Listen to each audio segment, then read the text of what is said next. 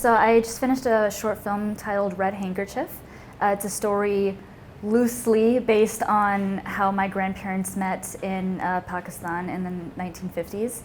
So the real life story is that my grandfather wanted to join the Pakistani army at the time, and he was 10 pounds under the weight requirement. He worked and trained really hard and was ultimately not able to put on those 10 pounds. He also was pursuing medicine, and my grandmother was at the same medical school, King Edward Medical College, and she was training to be a nurse. They ended up working the same night shift during one of his rotations, so during that period of time is when they got to know each other.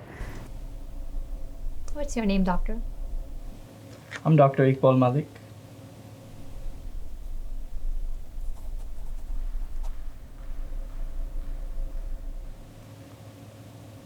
And you are? Atiya Minaz. Atiya. I like that name. Sorry, Miss Minaz. This is a pretty well-known story in my family. One of the things that often gets said is, if it wasn't for 10 pounds, none of us would exist. It's a story I was already familiar with, but this film gave me the opportunity to do a much more thorough deep dive into it. The two Pakistani outfits that you see are family outfits, and one of them actually belonged to my maternal great-grandmother.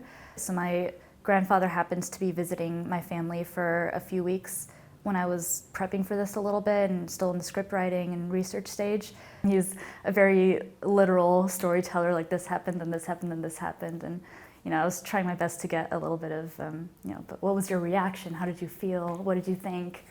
This whole story of these two people getting to know each other on night shifts, together alone in the office every night, would definitely be considered a little improper by Pakistani standards at that time, culturally speaking. So there is a little bit of that element that I tried to capture in the film. Obviously, my grandma was forward enough of a go-getter that she was, equally pursuing him as much as he was pursuing her. So I think that is an important part of her character.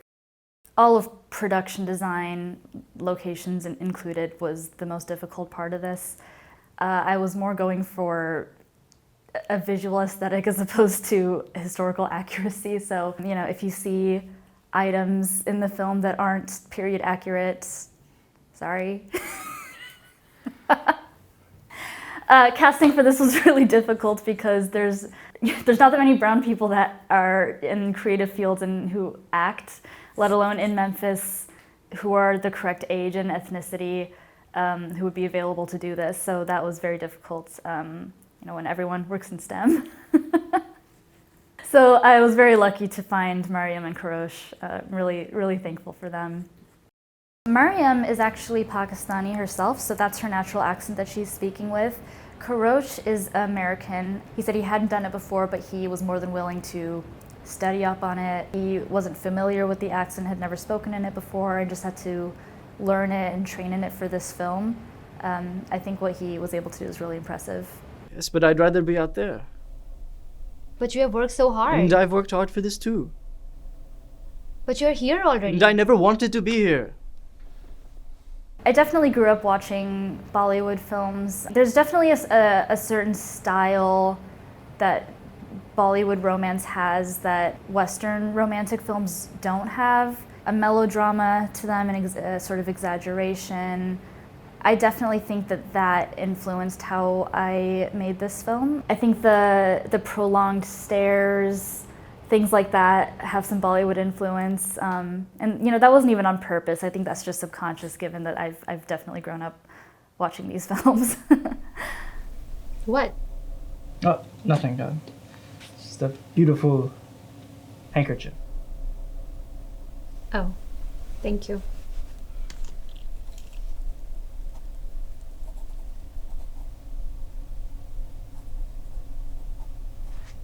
Everyone really appreciated having this story in a short film format. That's, everyone thought that was really, really cool for our family to have forever now.